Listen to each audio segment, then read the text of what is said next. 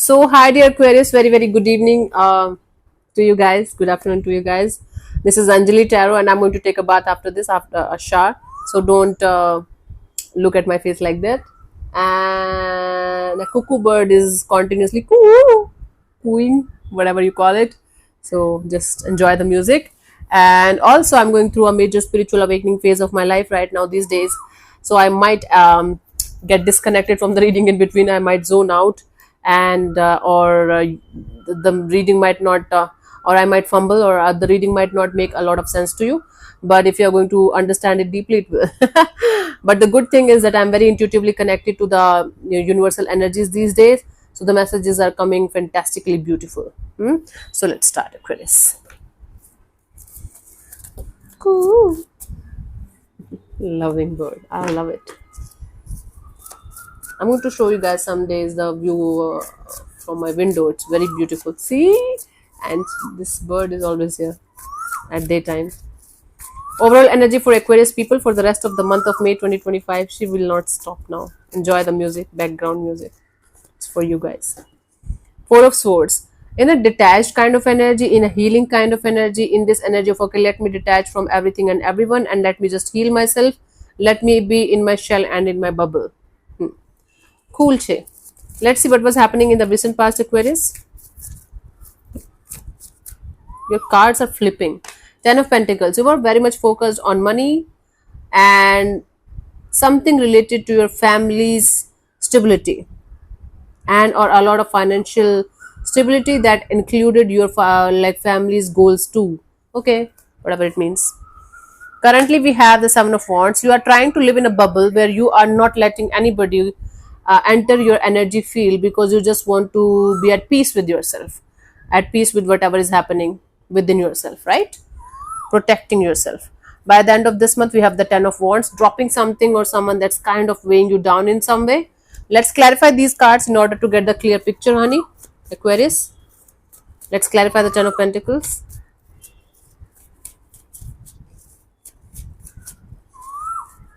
Ooh, I love it. We have the Three of Wands, the Four of Wands, and the Five of Wands. You were waiting and waiting, you were hoping for some kind of stability in a particular situation, and the more you were waiting, the more it was kind of becoming chaotic for you.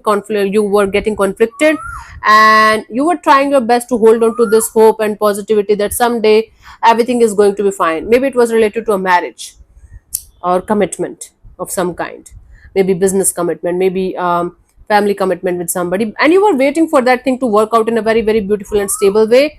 But the more you were waiting, the more it was becoming chaotic and dramatical to deal with, difficult to deal with. Currently, we have the Seven of Wands. You are trying to protect your energies and yourself at any cost. Okay, let's clarify the Seven of Wands. Ooh. We have the Nine of Wands, the Six of Wands, the Devil. No, you're like keeping your guards up, but you're very obsessively thinking about some kind of situation to work out in your favor, no matter what it's going to take. You want the situation to work out. That's it. You don't want to think about anything or anyone. You're like, I want a situation to work out in my favor, no matter what's happening around the world, no matter if the whole world is crashing down. I don't care. And this is kind of obsessive kind of energy of wanting something or someone so badly that you're not even understanding how unhealthy it is for you to get stuck on this particular person or situation the way you are stuck energetically.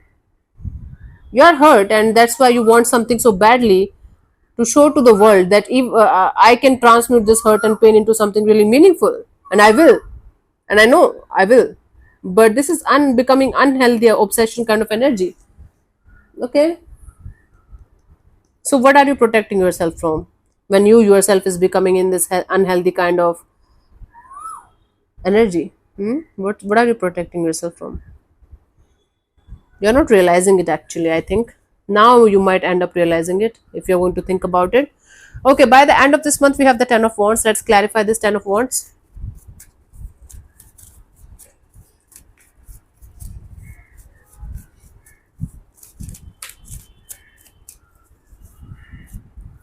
We have the Seven of Wands and the Nine of Pentacles, the Six of Cups.